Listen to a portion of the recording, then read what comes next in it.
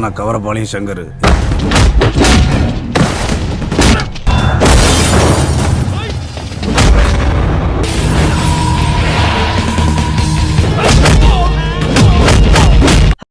Assalamualaikum guys, oke kembali lagi bersama Draft Movie Review. Piye kabar Ire? Terima kasih buat para penonton setia Draft Movie dimanapun kalian berada. Semoga kalian semua selalu sehat ya. Kali ini Draft Movie sudah merangkum sebuah film yang berjudul Balupu. Bagaimana keseruan filmnya? Gak perlu banyak basa-basi lagi, ini dia alur ceritanya.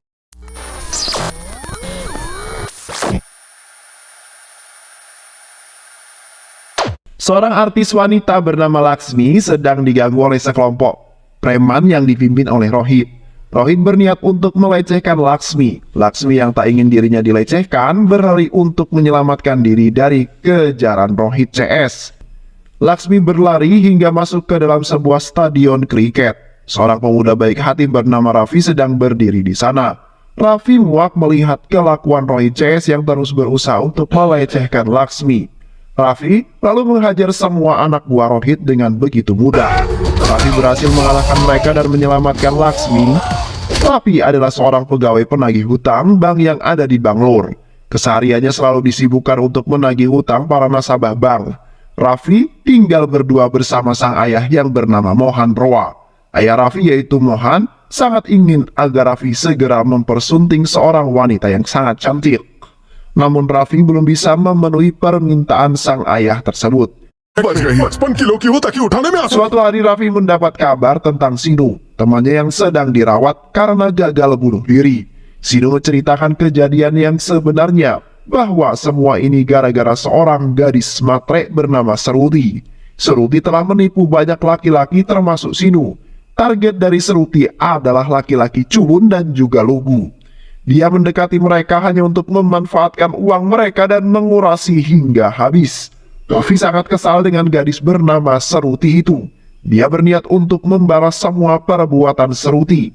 Tak lama kemudian Raffi telah sampai di kafe tempat Seruti dan pamannya sering mencari mangsa. Raffi menyamar sebagai seorang pria culun dan lugu. Seruti sangat gembira melihat makanan empuk datang di hadapannya.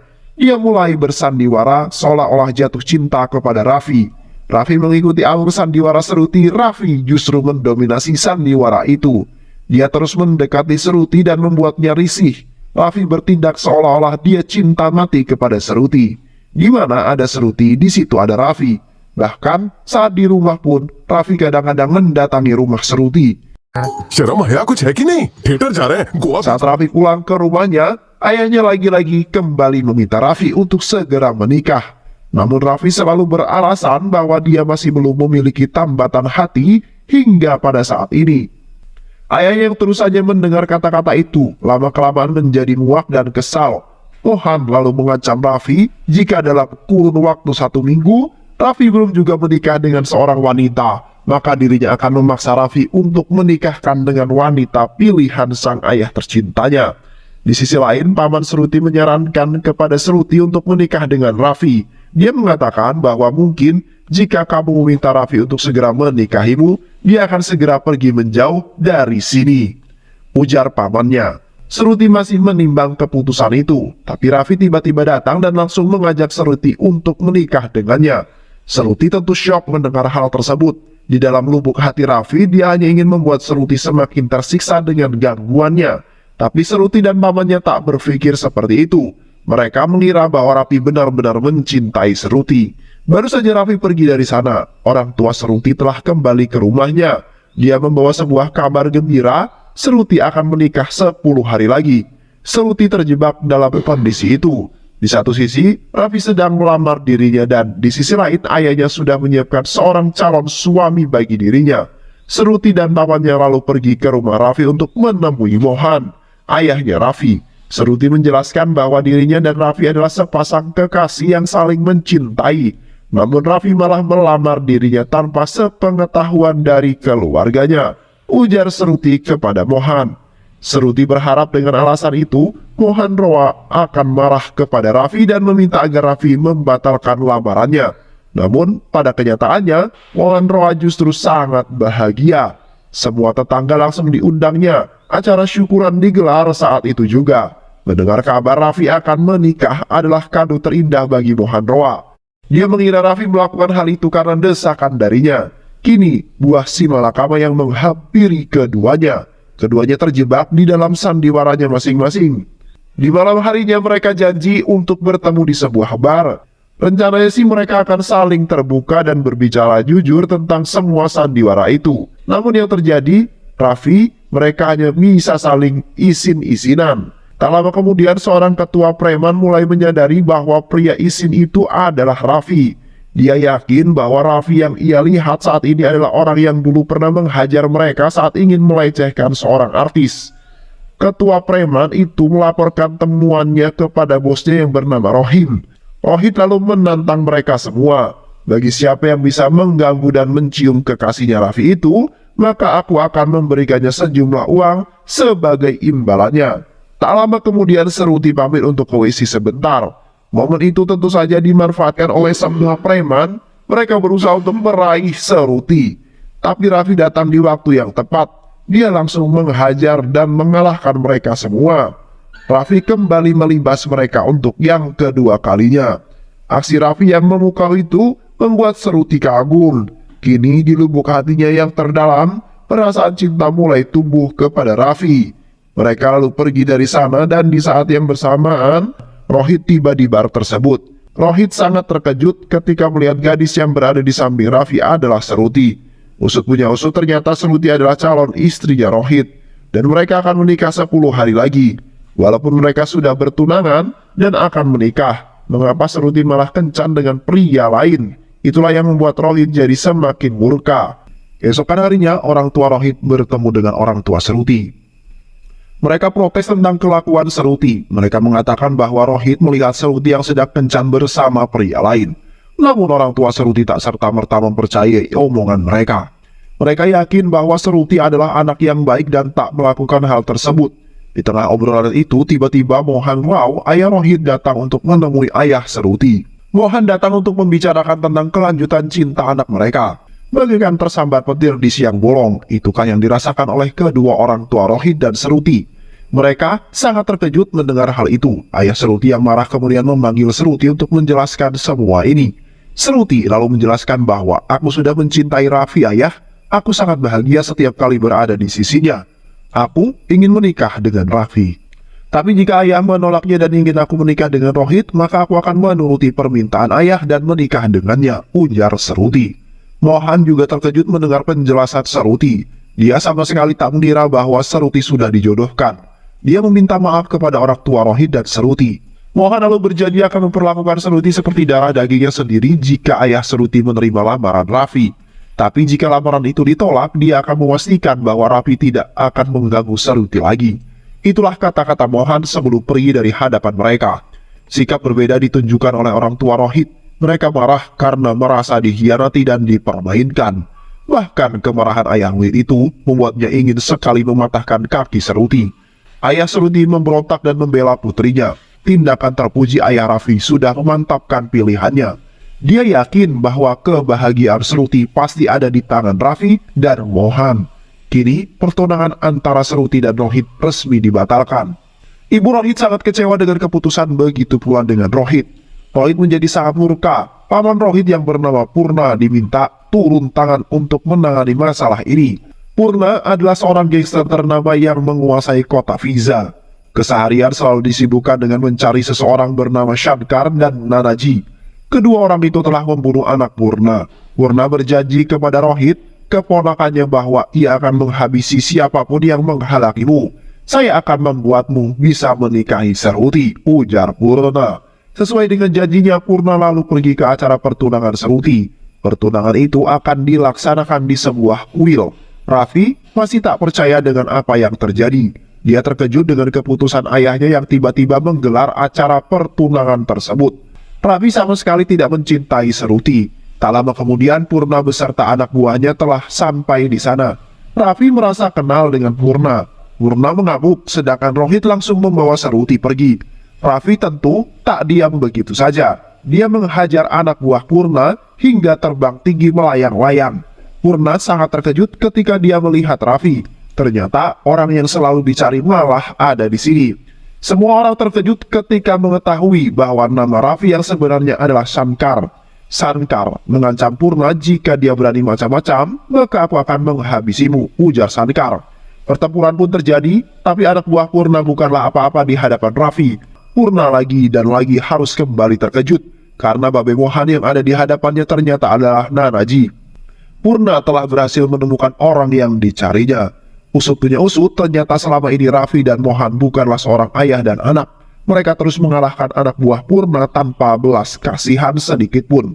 Kelengahan Nanaji berhasil dimanfaatkan oleh Purna. Purna berhasil menusuk Nanaji dari belakang. Raffi panik. Nanaji segera dibawa ke rumah sakit, sedangkan Seruti berhasil dibawa oleh Rohit untuk dinikahin paksa di Fiza. Di rumah sakit, teman-teman Raffi menanyakan tentang kebenaran dari kata-kata Purna. Apakah benar bahwa Raffi alias Shankar dulunya adalah seorang gangster? Raffi sudah tak mampu lagi menutup masa lalunya. Ia mau tak mau harus menceritakan itu semua pada teman-temannya. Beberapa tahun yang lalu di kota Vizard, Nanaji adalah penguasa di sana. Semua sektor berada di genggaman tangan Nanaji. Pembangunan dan usaha apapun yang mau dibangun harus mendapat izin dari Nanaji. Nanaji begitu berkuasa di sana. Purna dan sekelompok gangsternya pun tunduk di hadapan Nanaji. Walaupun begitu, Purna tak diam begitu saja untuk melawan kedikdayaan Nanaji. Purna menyewa kelompok gangster pimpinan Shankar. Shankar adalah seorang pemuda yang penuh kesombongan. Oleh karena itu, dia dijuluki sebagai Balupu Shankar. Shankar tak pernah pandang bulu dalam bekerja, asalkan bayarannya pas. Dia akan bekerja dengan siapapun. Shankar lalu diminta oleh Purna untuk segera mengambil alih semua bisnis Nanaji. Sebelum beraksi, Shankar menjenguk salah satu temannya yang bernama Suri. Tapi perawat rumah sakit menyampaikan bahwa dokter tak mengizinkan preman untuk menjenguk pasiennya. Shankar ingin protes kepada dokter itu, tapi ketika dia melihat dokter itu, dia justru malah jatuh cinta pada pandangan pertama. Kecantikan Dr. Anjali berhasil menaklukkan hati batu Shankar. Dr. Anjali yang tak menyukai kekerasan dan premanisme membuat Shankar berpura-pura menjadi orang yang baik. Shankar terus memandangi kecantikan Dr. Anjali. Di hadapan Dr. Anjali, Shankar mengaku sebagai Raffi, seorang musisi. Shankar terus melakukan PDKT pada Anjali. Setiap berhubungan dengan Anjali, dia menjadi orang yang sangat lembut dan bertulang lunak. Berbeda 360 derajat jika Shankar kembali ke kehidupan sebagai seorang gangster. Dia adalah sosok yang sangat kejam. Shankar mulai bergerak untuk menghancurkan Nanaji. Banyak bisnis Nanaji yang berhasil diambil alih oleh Shankar. Bahkan komisaris polisi pun sekarang berada di pihak Shankar. Shankar berhasil membuat Nanaji frustasi. Dia tak tahu lagi bagaimana caranya untuk menghentikan Shankar. Pemuda sombong itu berhasil menggerus kekuasaan Nanaji. Hanya ada satu perintah dari Nanaji untuk anak buahnya, yaitu segera menghabisi Shankar. Anak buah Nanaji berusaha untuk membunuh Shankar di sebuah mall. Shankar berhasil mengalahkannya dengan sangat mudah. Dia hendak membunuh anak buah Nanaji, tapi rencana itu seketika dirubah karena Anjali melihatnya. Anjali sangat bahagia karena Shankar berhasil menyelamatkan seseorang. Dia lalu meminta Shankar untuk memotivasi ratusan pasiennya yang tak bersemangat untuk hidup lagi. Ceramah Shankar membuahkan hasil. Kini para pasien telah kembali menemukan semangat hidup. Anjali sangat bangga atas keberhasilan Shankar. Benih-benih cinta mulai tumbuh di hati keduanya. Kini mereka telah resmi berpacaran.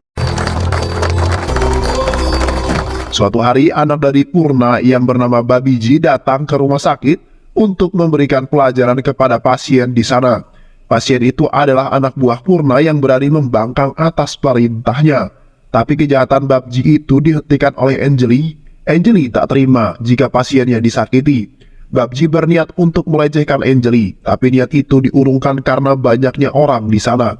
Shankar sudah pasti murka dengan kelakuan Babji. Dia datang ke rumah Purna untuk menghajar Babji. Babji disikat dan dihajar hingga tak berdaya.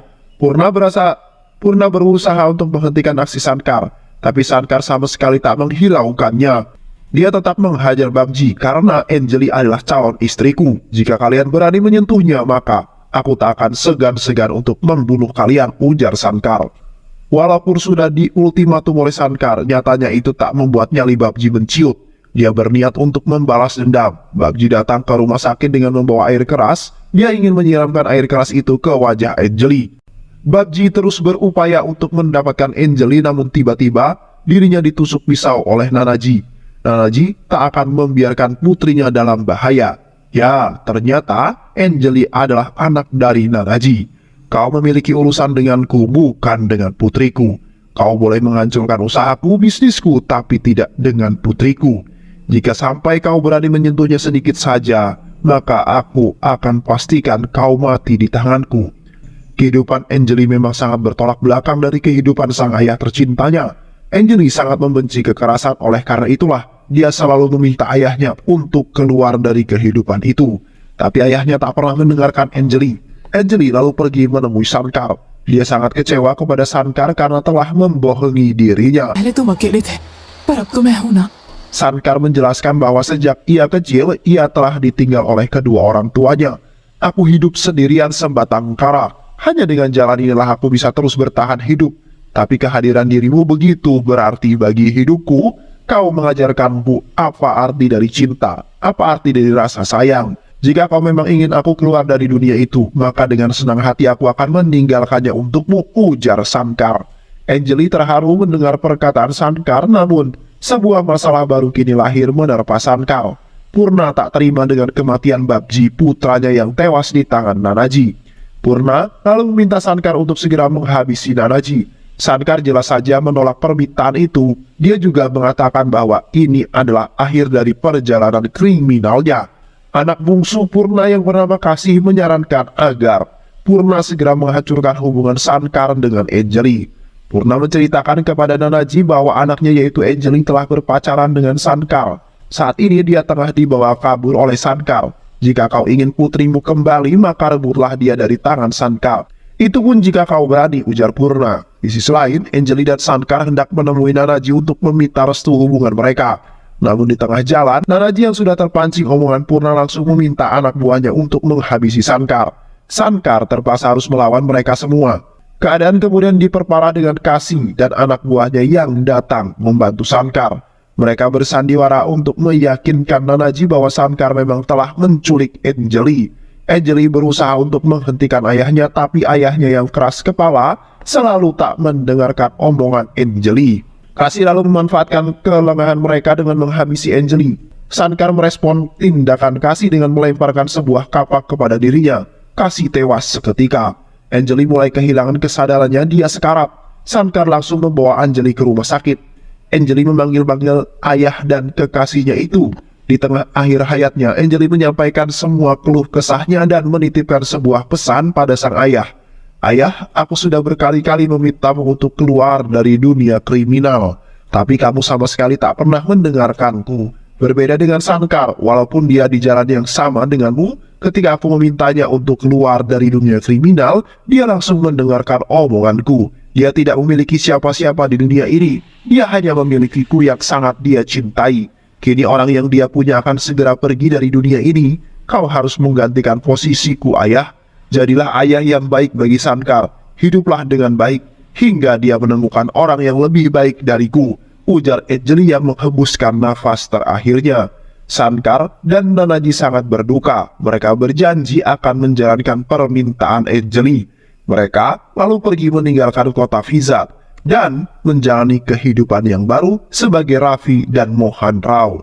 Kembali ke saat ini, ayah Seruti meminta kepada Raffi untuk bisa menyelamatkan Seruti. Seruti lalu pergi kembali ke kota Vizat. Rumor kedatangan Raffi ke kota Vizat membuat seluruh masyarakat di sana gempar. Nama Shankar masih sangat disegani di sana. Purna sudah tak menyambut kedatangan Shankar untuk dihabisi. Shankar menerobos masuk ke dalam rumah Purna. Dia mengalahkan anak buah Purna, tapi tiba-tiba Shankar berlaga seperti sedang kerasukan. Gayanya sangat mirip dengan sosok Kasih. Dia mengatakan akan membalaskan dendamnya untuk menghabisi Shankar dan juga Nanaji. Semua orang di sana percaya dengan akting Shankar. Bahkan Purna mempersilahkan arwah Kasih untuk segera beristirahat. इस अमावस के चांद को निकालो। बंसी, बाबूजी, Shankar memanfaatkan kesempatan itu untuk memastikan keadaan Seruti. Shankar benar-benar berhasil membodohi mereka semua. Dia berhasil menculik Rohit diam-diam dan menyerahkannya pada Nanaji. Nanaji meminta Purna untuk ketemuan di sebuah pelabuhan. Jika dia menginginkan Rohit, maka Purna harus menukarnya dengan Seruti, ujar Nanaji. Mereka lalu sampai di tempat pertemuan. Nanaji datang bersama anak buah lamanya dan teman-teman Sankar saat masih aktif menjadi seorang gangster. Sedangkan Purna datang bersama seluruh anak buahnya. Pertukaran sandera pun dimulai. Sankar yang masih berpura-pura kerasukan arwah kasih membawa Seruti berjalan ke sisi Nanaji. Sankar dan juga Seruti sudah berada di sisi Nanaji. Begitu pula dengan Rohit yang sudah berada di sisi Purna. Rombongan Purna lalu berteriak meminta Sankar untuk segera menghabisi Nanaji. Namun bukannya membunuh Nanaji, Sankar justru malah menari. Dia mengolok-olok Purna CS karena telah dibohongi. Tiba-tiba semua mobil yang ada di belakang Sankar meledak. Kini giliran pihak Purna CS yang menari mengolok-olok Sankar. Kau pikir aku percaya dengan semua kebohongan itu, ha? Ujar Purna. Ternyata Purna telah mengetahui sandiwara itu sejak awal. Tapi dia sengaja membiarkannya untuk memancing kehadiran Nanaji. Kini Purna tak perlu repot-repot untuk mencari keberadaan Nanaji. Dia hanya perlu menghabisi mereka semua di Fiza. Jiwa gangster yang ada di dalam diri Sankar kembali bangkit. Dia langsung menerjang dan melibas semua anak buah Sankar. Di hadapan Sankar, semua anak buah Purna hanyalah sebuah kerucu-kerucu belaka. Di sisi lain, Nanaji hanya menjadi penonton pertarungan Sankar. Dia hanya ingin membicarakan tentang pernikahan Seruti dengan Sankar. Purna tak mampu mengimbangi keberingasan Sankar. Sankar membuat Purna terlihat seperti pecundang. Mudah saja bagi Sankar untuk bisa menggorok leher Purna. Tapi ia enggan melakukannya. Dia meminta agar Purna berhenti dari dunia gangster dan bertaubat ke jalan yang lurus. Dan film pun selesai. Terima kasih udah nonton video ini sampai akhir. Semoga kalian semua terhibur. Jangan lupa subscribe, like, comment, and share ya. Pisang habis dimakan kunti. Kunti dilepas banyak maunya. Salam undur diri dari Draft Movie. Dan terima kasih buat penonton semuanya. Draft Movie pamit. Sehat selalu. Wassalamualaikum warahmatullahi wabarakatuh.